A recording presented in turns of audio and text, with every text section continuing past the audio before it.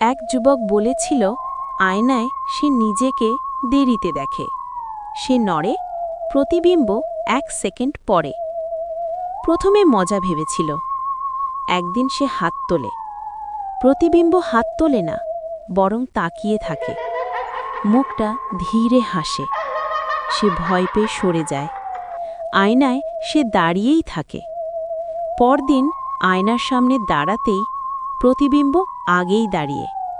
কানে শব্দ, আজ বদলাবো। সেই দিন থেকে লোকটা আগের মতো নেই। তার চলন ঠিক, কথা ঠিক, কিন্তু আয়নায় ও আর চোখে চোখ রাখে না।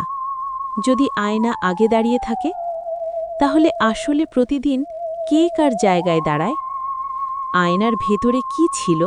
তারপর কি হলো? আসল রহস্য জানতে এখনই সাবস্ক্রাইব করুন আমাদের চ্যানেল শাকচুন্নি আর লাইক করে কমেন্টে জানান পুরো ভিডিও দেখতে চান নাকি।